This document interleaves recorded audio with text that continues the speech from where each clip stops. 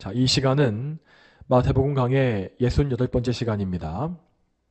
오늘은 그리스도를 시인하는 자와 부인하는 자라는 제목으로 하나님의 말씀을 증거하겠습니다. 지금 우리는 마태복음 10장에서 이 박해에 대한 경고와 권면의 말씀을 살펴보고 있습니다. 이 말씀은 16절 이후로 쭉 이어지고 있는데 이 말씀의 전체 구조를 간략하게 나열해 보자면, 첫째로 박해의 예고가 있고, 둘째로 두려움의 극복을 위한 교훈이 나오며, 그 다음으로 헌신과 보상에 대한 말씀이 나오고, 마지막으로 영접하는 자의 상급에 대한 말씀이 나와 있습니다. 먼저 첫 번째 부분은 박해에 대한 예고라고 하였습니다. 이 부분은 마태복음 10장 16절에서 23절까지 나와 있습니다. 예수님께서는 여기에서 성도들이 어떤 박해를 당할 것인지에 대해서 분명한 예고를 해주셨고, 또 그 예고의 말씀은 실제로 우리 성도들에게 이 교회사 속에서 이루어져 왔습니다. 그러므로 우리는 이 말씀을 통해 경고를 받고 항상 박해에 대해서 준비되어 있는 경계태세를 갖추고 있어야 하겠습니다. 다음으로 두 번째 부분은 두려움을 극복하기 위한 교훈이라고 하였습니다.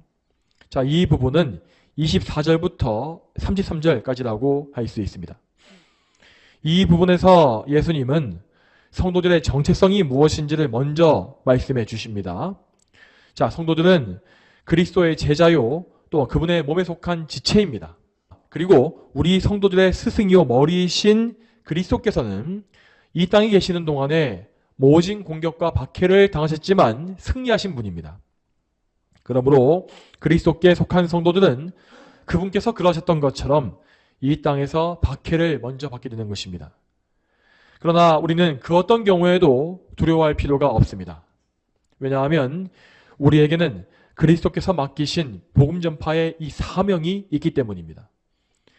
이 세상이 아무리 우리를 박해할지라도 이 사명은 결단코 실패하거나 사라지지 않을 것입니다. 또한 전능하신 하나님은 우리를 당신의 자녀들로 대하실 것이며 능히 우리의 몸과 영혼을 박해 가운데 보호하실 것입니다.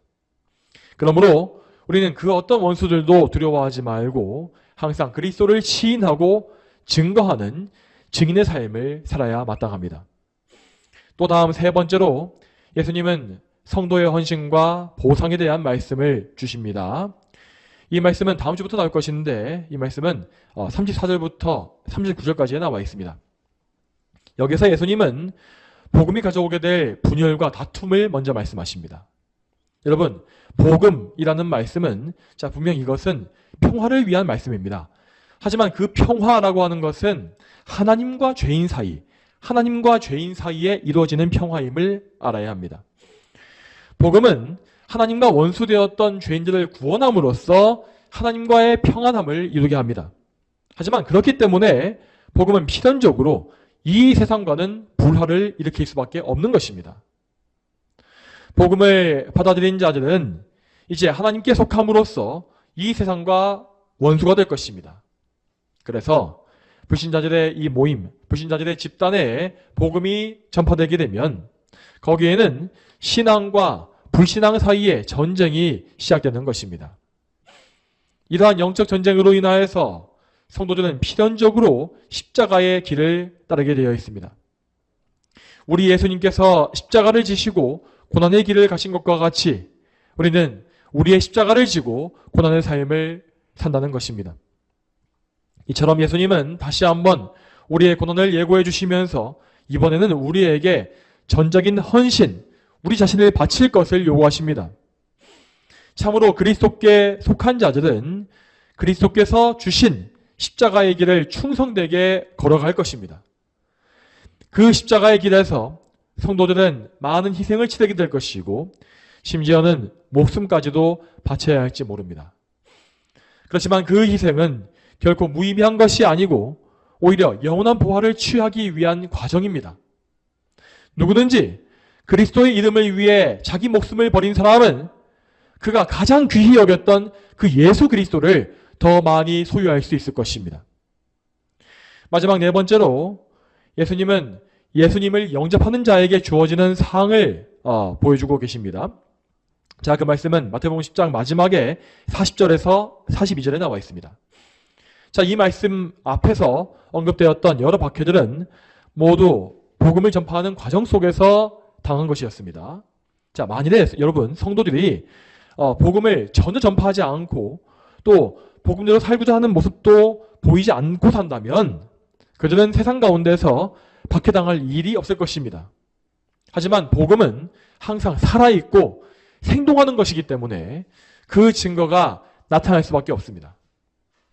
하나님께서는 성도들을 복음의 증인으로 세우셔서 당신께서 택하신 자들을 그분께로 불러내십니다. 그리고 그 택함받은 자들은 하나님의 은혜로서 그 눈이 열리기 때문에 복음의 가치가 얼마나 큰지를 알게 됩니다. 그러면 그들은 그 귀중한 복음을 전파해 준 사람에 대해서도 고마움을 품게 되고 그들과 좋은 것들을 나누게 되어 있는 것입니다. 이렇게 함으로써 복음의 일꾼을 영접한 사람들은 하나님께로부터 많은 보상을 받는다고 되어 있습니다. 여러분, 하지만 여기 나와 있는 이 보상이라고 하는 것은 인간의 공로에 대해서 이 공로에 대해서 인정해서 상을 준다라는 그런 의미가 아닙니다. 성경은 그 어떤 곳에서도 사람의 행위를 공로로 인정해서 상을 준다라고 하지 않습니다. 여기서 말씀하고 있는 이 보상이라고 하는 것은 곧 하나님의 은혜가 맺는 최종적인 열매를 의미하는 것입니다. 여러분, 흉악한 죄인이 변화되어서 그리스도를 믿게 되는 원인이 무엇이겠습니까? 거기에는 항상 하나님의 은혜가 있습니다. 그러므로 복음의 일꾼을 영접한 사람들은 하나님의 은혜 덕분에 그 일을 하게 된 것입니다. 그가 다른 불신자보다 더 착해서 그렇게 된 것이 아니라 하나님의 은혜가 그의 마음을 여셨기 때문에 그들은 복음의 일꾼을 영접한 것이죠. 그래서 하나님은 그들에게 부어주신 이 은혜가 그대로 없어지지 않게 하시고 그 은혜가 더 자라고 열매를 맺게 하시며 마침내 그 은혜에 대해서 상급을 주시는 것입니다. 이러한 원리에 의해서 복음 전도자를 영접한 사람들은 하늘나라에서 은혜상을 받게 된다라고 하시는 것이 마태복음 10장 마지막의 말씀입니다. 자, 이렇게 해서 우리는 16절부터 42절까지의 말씀이 어떤 구조를 가지고 있는지를 정리해 보았습니다. 자, 그러면 다시금 오늘 본문으로 돌아와 보자면 오늘 본문인 32절과 33절의 이 두 구절은 아까 말했던 세 번째 부분의 마지막 구절인 것을 알 수 있습니다. 제가 말씀드린 세 번째 부분이 무엇이겠습니까? 그것은 두려움을 극복하기 위한 교훈이라고 말씀드렸습니다. 그러므로 오늘 본문인 32절과 33절은 두려움의 극복에 대한 결론적인 교훈이라고 말할 수 있겠습니다. 말하자면 32절과 33절은 다른 부분과 동떨어져 있는 별개의 부분이 아니라 앞의 내용과 그대로 이어져서 앞 내용의 결론을 내리는 구절인 것이죠. 그래서 32절의 첫머리를 보게 되면 그러므로 라는 단어로 시작하는 것을 볼 수 있는 것입니다. 이 그러므로 라는 말은 앞의 내용을 요약하면서 이러이러한 이유로 인해서 우리는 이렇게 해야 한다라는 이런 연결을 하고 있는 것입니다. 자, 앞 구절에서 예수님은 우리가 원수들을 두려워하지 말아야 할 이유를 길게 말씀해 주셨습니다. 우리의 원수들은 우리의 몸은 죽일 수 있을지 모르나 영혼은 죽일 수 없습니다. 그러나 우리의 주인 되신 하나님은 몸과 영혼을 능히 멸하실 수 있는 전능자이시며 또한 동시에 우리를 사랑하시는 친밀하신 아버지이십니다. 그래서 그분은 우리의 몸과 영혼 전체를 철저히 지키실 것이고 궁극적으로는 우리의 몸과 영혼 전체를 온전히 구원으로서 완성해 주실 것입니다. 자, 이러한 은혜가 우리에게 약속되었기 때문에 우리는 우리의 안위에 대하여서 아무것도 염려할 일이 없습니다. 우리는 하나님을 신뢰함으로 안심해야 하며 그래서 오직 그분의 영광에만 집중하며 살 수가 있는 것입니다. 그러므로 이렇게 하나님을 신뢰하는 사람은 아무리 심각한 위협이 닥쳐올지라도 신앙의 정절을 지킬 수 있으며 담대하게 예수 그리스도의 복음을 증거할 수 있다는 것입니다. 그러면 이에 대해서 오늘 본문 말씀을 다시 한번 다 같이 읽어보겠습니다. 오늘 본문의 32절, 33절 전체 부분을 같이 읽어봅니다. 자, 읽겠습니다. 시작. 그러므로 누구든지 사람들 앞에서 나를 시인하면 나도 하늘에 계신 내 아버지 앞에서 그를 시인할 것이다. 그러나 누구든지 사람들 앞에서 나를 부인하면 나도 하늘에 계신 내 아버지 앞에서 그를 부인할 것이다. 아멘. 자, 오늘 이 말씀은 이 공적으로, 그러니까 공개적으로 그리스도를 시인하는 것에 대해서 말하고 있습니다. 자, 이 시인이라고 하는 것에는 여기에는 성도들이 자기의 신앙을 숨기지 아니하고 드러내는 모든 행위가 다 포함되어 있습니다. 가장 심각한 케이스에서 이것은 이 자기의 목숨을 걸고서 공개적으로 신앙을 고백해야 하는 상황일 수가 있습니다.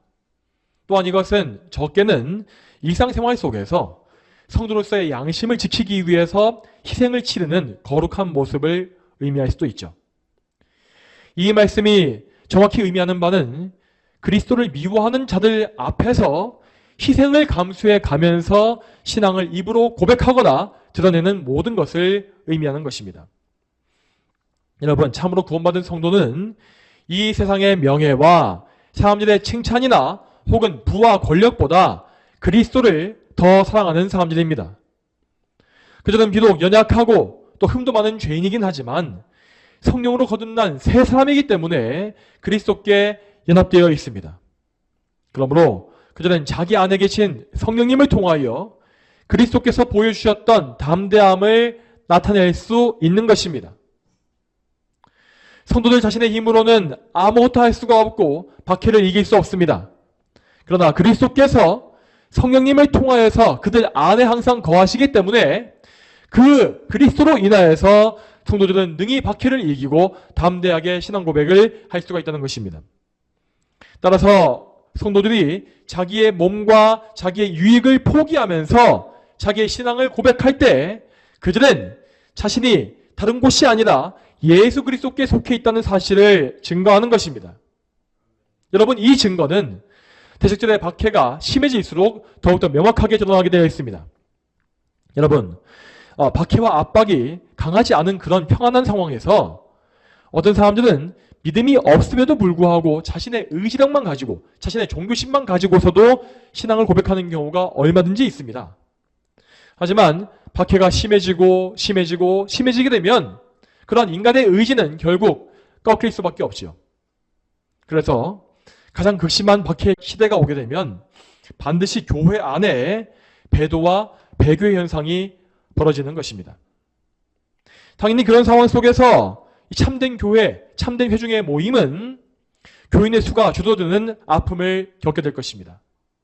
하지만 그 과정은 오히려 그 모임을, 그 교회를 순결하게 만들고 알곡과 가라지를 구별하게 됩니다. 즉, 하나님은 그분의 섭리 가운데 박해를 허용하시고 교회를 체질하심으로써 그 교회를 거룩하게 하시는 은혜를 베푸신다는 것입니다. 그래서 이처럼 고통스러운 박해 가운데 참된 성도들은 오히려 영적인 복을 더 많이 받을 수 있습니다. 그들에게서는 영적인 나태함과 안일함이 제거되어지고 간절한 심령이 부어지게 됩니다. 그 은혜로 말미암아서 성도들은 더욱더 그리스도의 능력을 강구하게 되며 그래서 그분과 더욱 굳건히 연합되는 은혜를 누리는 것이죠. 바로 이러한 은혜가 주어지기 때문에 박해 가운데 있는 성도들은 이 세상이 절대 이길 수가 없는 굳센 믿음을 소유하게 되는 것입니다. 이 믿음은 다시 말씀드리지만 자기 의지로 나오는 것이 아니라 그들 안에 계시고 그들과 연합하신 예수 그리스도께로부터 나오는 것입니다. 물론 마귀를 위시한 원수들은 그들이 가진 모든 권세를 다 총동원해서 성도들을 압박하고 성도들의 모든 것을 다 빼앗을 것입니다. 그럼에도 그들은 참된 성도들 중에서는 가장 미약한 삶이라 할지라도 굴복시킬 수가 없습니다. 여러분, 이러한 일은 정말 비현실적으로 보이지만 실제로 역사 속에서 증명되어 왔던 사실입니다. 로마 제국의 원형 경기장에서 죽어갔던 성도들 중에는 수많은 어린아이들과 여인들과 그리고 연약한 노인들이 있었습니다. 그리고 종교개혁 시대에 순교했던 사람 중에서는 죽음을 무서워하면서 눈물을 흘린 많은 사람들이 있었죠.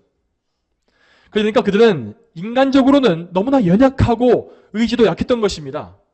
하지만 그들에게, 그렇게 약했던 그들에게 그리스도의 능력이 주어졌을 때에 그 성도들은 끝까지 그리스도를 부인하지 아니하고 신앙의 정죄를 지키며 순교의 제물로 자신을 바쳤습니다. 여러분, 이러한 사례에 대해서 종교개혁자인 마틴 루터의 사례를 잠시 생각해 보겠습니다. 여러분, 우리는 보통 루터가 원래부터 그 천성이 무척 강하고 담대한 인물이었다고 생각하지 않습니까? 하지만 실제 역사 속에서 루터는 남들보다 특출나게 강한 사람이 아니었고, 또는 강철 같은 의지나 놀라운 용기를 갖춘 사람도 아니었습니다. 1517년에 루터가 로마 천주교에 대한 95개조의 반박문을 공포했을 때에 그때 그는 이 종교개혁을 시작하겠다라는 의도를 가진 것이 아니었습니다. 그는 단지 신앙의 양심을 가진 거듭난 사람이요 또 학자로서 천주교 측의 학자나 사제들과 공개적인 토론을 신청했던 것입니다.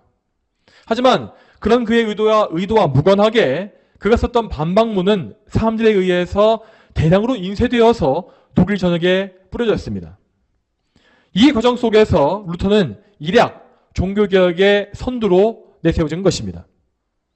이러한 것은 루터 스스로의 의지가 아니라 하나님의 섭리에 따른 소명, 곧 부르심이었습니다.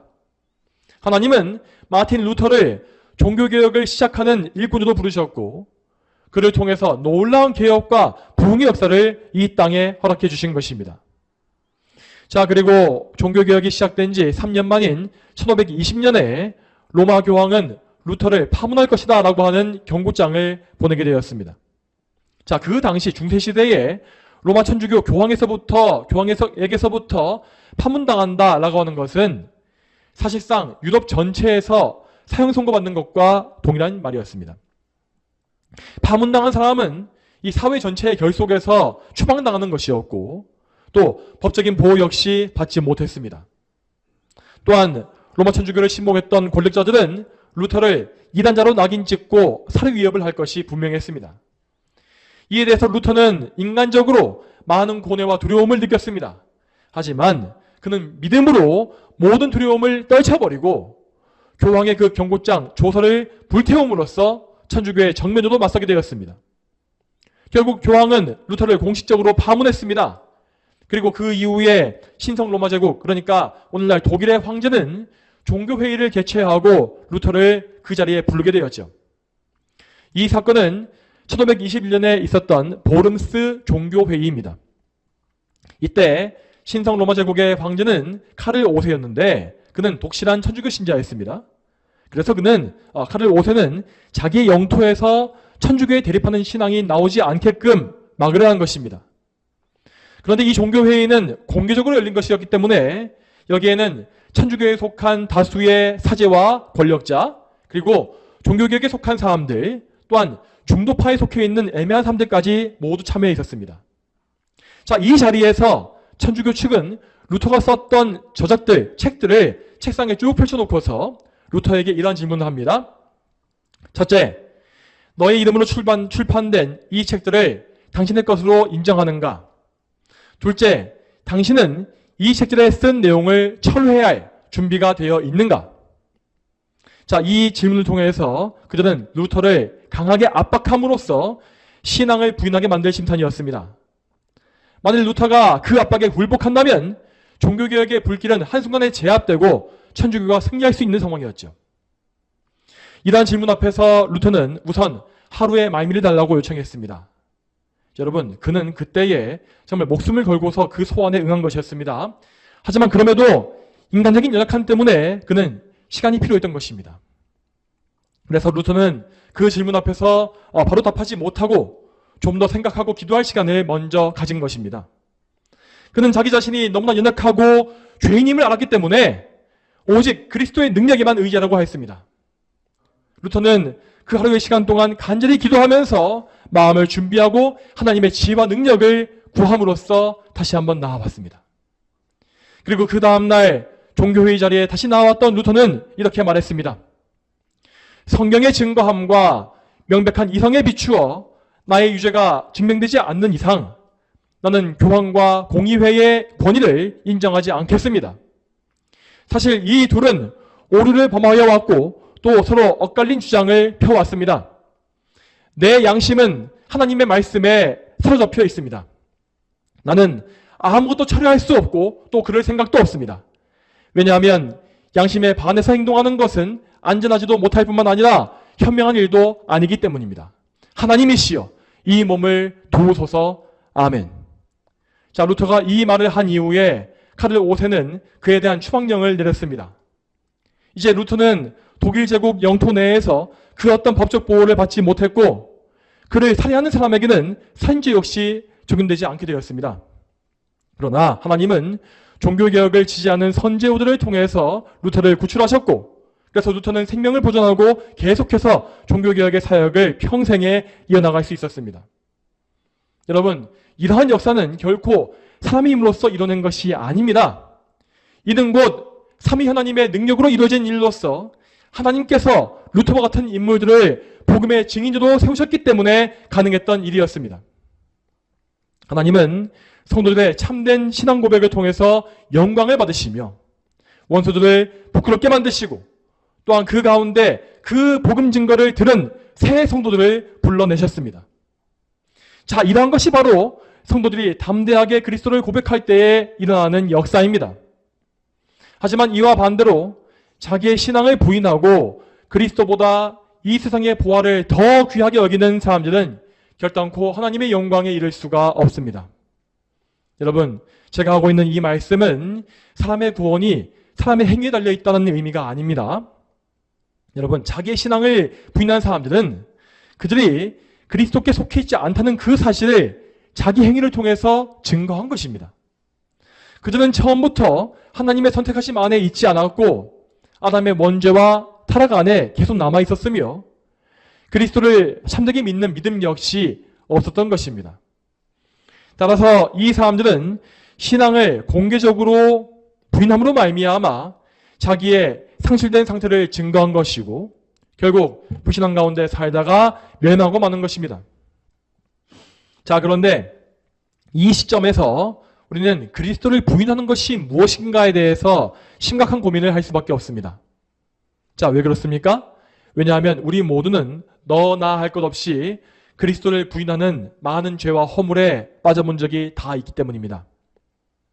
우리는 어떤 경우에 성도가 아닌 척하면서 나의 신앙을 숨겨본 적이 있었을 것이고 때로는 지금도 전혀 그리스도인답지 못한 모습으로 살 때가 많을 것입니다. 또한 심지어 어떤 분들은 두려움 때문에 넘어져서 그리스도를 부인하고 심각한 죄책감에 빠진 경우도 분명히 있을 것입니다. 하지만 여러분 자신이, 우리 자신이 아무리 연약하고 허물이 많다 할지라도 우리는 그 가운데 절망하지 말고 회개하여 예수 그리스도께 돌아와야 합니다. 여러분, 오늘 말씀에 나와 있는 그리스도를 부인한다라고 하는 이 표현은요, 이것은 인간의 연약함 때문에 넘어져서 단회적으로 부인하는 것을 의미하지 않습니다. 만약 이 말씀이 단 한 번이라도 그리스도를 부인하면 무조건 멸망한다라는 뜻이라고 한다면 우리 중에서 구원받을 사람은 한 명도 없을 것입니다. 실제로 사도 베드로의 경우에 예수님을 3번이나 부인했음에도 불구하고 회개하여서 용서받고 그리스도의 증인으로 평생 살았던 것을 우리는 알 수 있습니다. 그러므로 한순간의 연약함 때문에 그리스도를 부인했다 할지라도 그가 회개하여 그리스도께 돌아온다면 그는 구원을 받을 것입니다. 구원은 우리의 행위에 달린 것이 아니라 하나님의 은혜에 달려 있으므로 우리는 우리 자신에게서 완벽한 행위가 나올 것이라고 기대해서는 안 됩니다. 자, 그렇지만 우리는 다시 한번 이 말씀의 의미를 좀 더 정확하고 구체적으로 이해해야 하겠습니다. 지금 제가 드리는 말씀은 신앙의 정절을 지킬 필요가 없다라는 뜻이 아닙니다. 어차피 구원은 은혜에 달린 것이라고 했으니까 상황에 따라서 적절히 예수님을 부인한다 할지라도 다시 회개하면 그만이다 라는 식으로 생각하는 것은 결코 하나님의 은혜와 관련된 생각이 아닙니다. 여러분, 참된 성도는 마땅히 삶의 모든 순간에 그리스도를 부인하지 아니하고 믿음의 정절을 지키기 위해서 하나님의 은혜를 구해야 마땅하고 또한 자기의 나태함 역시 경계해야 합니다. 그렇게 함으로써 우리는 할 수 있는 한 그 어떤 경우에도 그리스도를 부인하는 일이 없게끔 늘 힘쓰고 깨어있어야 하는 것입니다. 그리고 이렇게 자기의 신앙 상태에 대해서 경각심을 가지고 있는 참된 성도들은 결단코 자기의 믿음에 대해서 자신감을 가질 수가 없습니다. 내가 아무리 그래도 그 정도까지 떨어지진 않을 것이다. 내가 어떻게 참된 믿음을 버리고 참된 교회를 떠난 일이 발생할 수 있겠는가? 남들은 다 배도할지라도 나만큼은 배도하는 일이 없을 것이다. 이런 식의 생각은 참된 성도에게서 결코 어울리지 않는 경솔한 생각임을 아시기 바랍니다. 여러분, 참된 성도는 그 신앙이 성숙해져 갈수록 더 겸손해지고 더 자신을 낮추게 됩니다.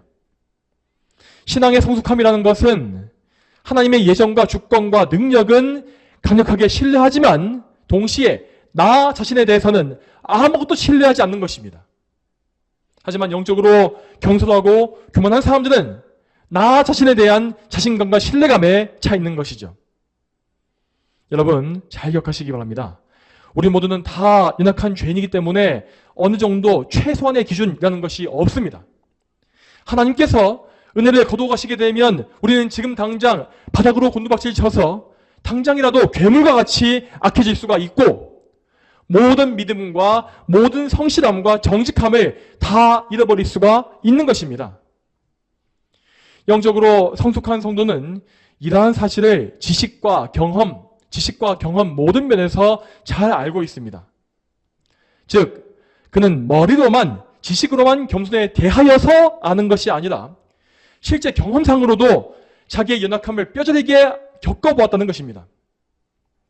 장성한 성도는 처음부터 장성에 있었던 것이 아니며 수도 없이 넘어져 가면서 장성한 분량을 이루게 된 것입니다. 그 성도들 역시 과거에 자신감에 차 있다가 크게 넘어져 본 경험이 있었던 것이고 하나님만 신뢰하지 않다가 낭패당한 사례가 있었던 것입니다. 이처럼 하나님은 모든 성도를 기르시는 과정 속에서 그들의 연약함에 잠시 내버려 두심으로써 그들을 겸손하게 만들어 가십니다. 이러한 과정이 있었기 때문에 영적으로 장성한 성도들은 오히려 나 자신이 믿음을 잃어버리지 않을까 하는 마음을 품는 것이고 나의 믿음을 끝까지 붙잡아 달라고 간구할 수밖에 없는 것입니다. 혹시라도 내가 나중에 믿음이 약해져서 신앙 고백이 흐려지거나 진리를 타협하거나 후퇴하거나 배도의 길을 가지 않게 해달라고 간구한다는 것입니다. 여러분, 이런 사람들은요, 실제로 그 믿음이 약하기 때문에 이런 기도를 하는 것이 아닙니다. 실상 그들은 그 어떤 성도보다 영적으로 강건하며 하나님을 더 많이 사랑하고 풍성한 은혜 가운데 거하고 있는 참된 성도입니다. 하지만 그들은 하나님의 영광 앞에서 자기를 지극히 낮추는 경험을 해봤기 때문에 하나님 외에 다른 곳에는 소망을 두지 않는 것입니다. 이와 대조적으로 참된 믿음을 소유하지 못한 거짓 신자들은 자기의 믿음에 대해서 자부하게 됨으로써 나태하고 안일하게 종교 생활을 하게 됩니다. 그들은 박해가 없는 평시에 자기 믿음을 자랑하고 교회에서의 생활에도 많은 열심을 냅니다. 하지만 그들은 그리스도를 믿지 않고 자신의 의에 의지하여 살기 때문에 하나님과 전혀 관계가 없는 상태에 계속 머물러 있는 것입니다. 말하자면 그들은 그리스도의 원줄기에 접붙여져 있지 않은 마른 나무까지에 불과하므로 영적으로 자라가는 과정을 전혀 거칠 수가 없는 것입니다. 또한 그들은 마치 모래 위에 집을 지은 자들과 같아서 박해의 폭풍이 몰려오게 되면 금세 신앙을 버리고 배도의 길로 도망칠 수밖에 없는 것입니다. 이처럼 우리 하나님은 사람의 겉모양, 이 사람의 외양에 속지 아니하시고 그의 중심에 있는 믿음이 어떠한지를 항상 보시는 분입니다. 그러므로 우리는 항상 하나님을 두려워하는 가운데 우리의 중심이 어떠한지를 살펴보고 그래서 우리가 길을 잃지 않고 하나님께만 온전히 의지할 수 있도록 늘 겸손히 간구해야 하겠습니다.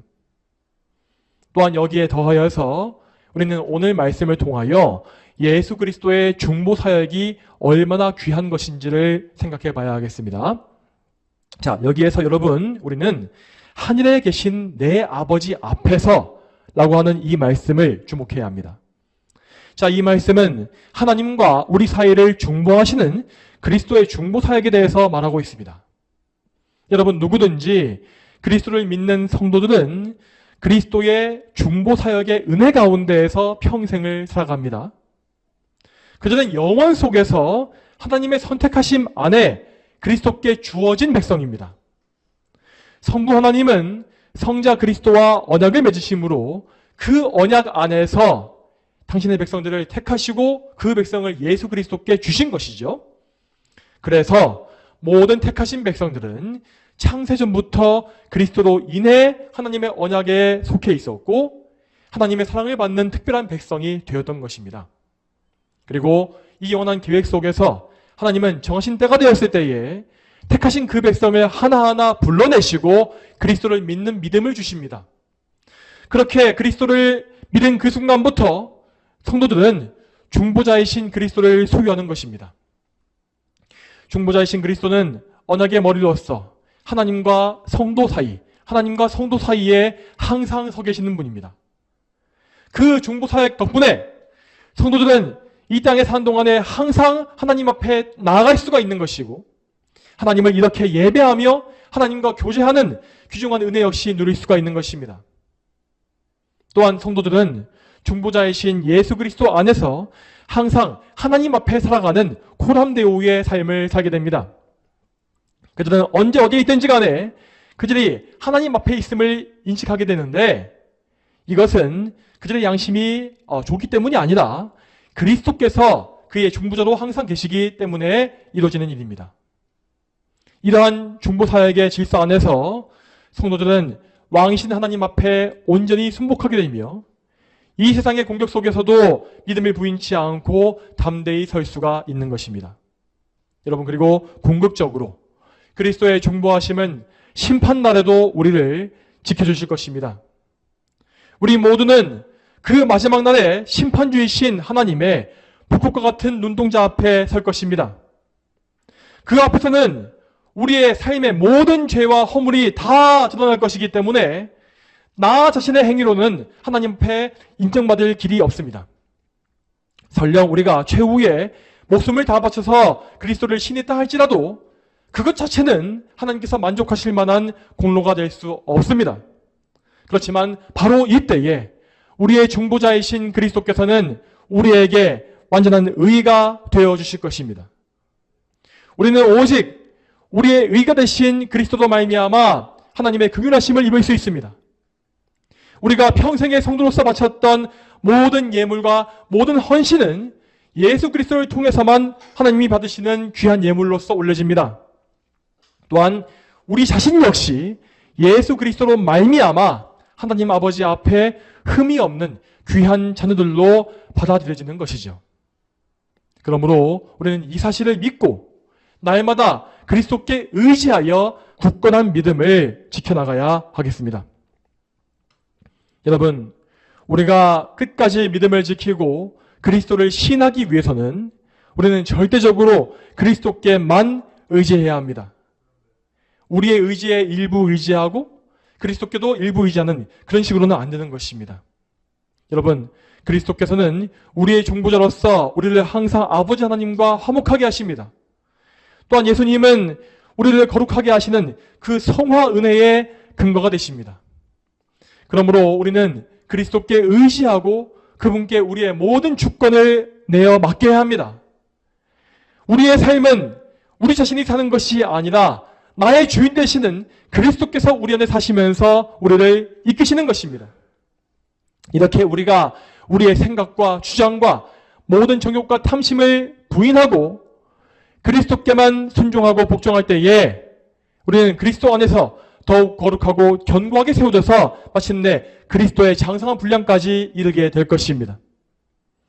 그렇지만 만일 우리가 이러한 은혜를 우리 안에서 확인해 보지 아니하고 나태하고 안일하게 계속 살아간다면 우리는 중보자이신 그리스도의 은혜를 입지 못할 것입니다.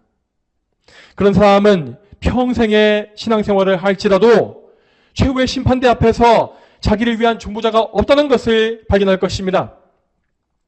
예수 그리스도께서는 그 자리에서 그들을 모른다고 부인하실 것이고 그들은 묵선도들과 천사들 앞에서 부끄러움을 당하게 될 것입니다.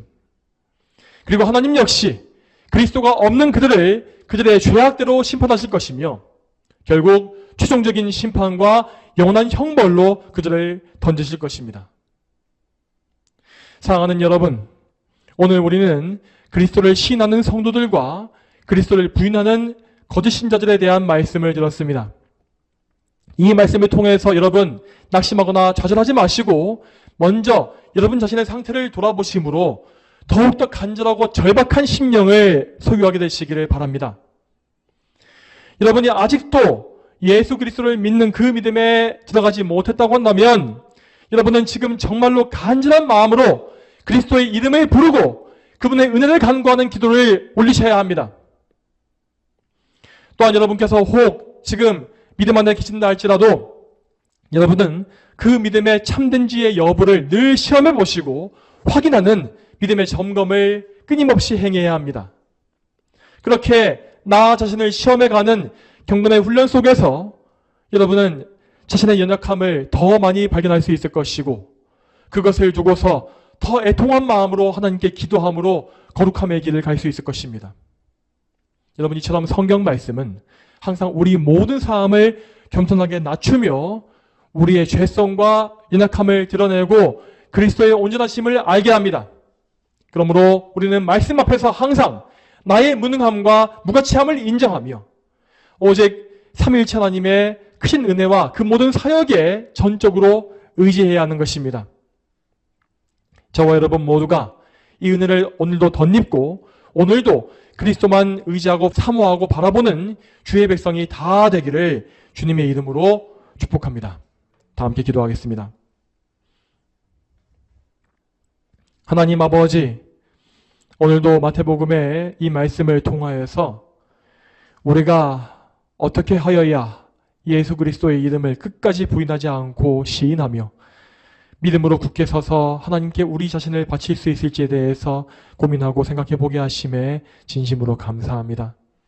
하나님, 우리가 이런 말씀을 들을 때에 그리스도를 부인하고 배도한 자들을 미워하고 손가락질할 것이 아니라 혹 우리가 저러한 큰 위험과 큰 배도의 길에 빠지지 않을까 하는 그러한 거룩한 경계심과 염려를 품을 수 있도록 도와주시옵소서. 이러한 경계심은 결코 의심이나 불확실함이 아니라 나 자신의 연약함을 알기 때문에 나오는 겸비한 마음임을 우리가 믿습니다. 하지만 우리는 이러한 연약함 가운데서도 우리의 구주이신 예수 그리스도를 믿고 삼위 하나님의 그 전능하심을 바라보면서 정말로 저희가 그 능력의 손안에 있음을 믿음으로 안심할 수가 있습니다. 하나님, 저희가 참으로 이러한 믿음을 늘 견지하게 하셔서 항상 저희 자신을 부인하고 또 나 자신의 의를 제거하며 항상 오직 예수 그리스도의 의와 하나님의 오른팔에만 의지하여 살아갈 수 있도록 주여 인도하여 주시옵소서. 우리 모두의 믿음을 끝까지 붙잡아 주실 하나님의 은혜에 의지하오며 이 모든 말씀 거룩하신 예수님의 이름으로 간절히 기도 올립니다. 아멘.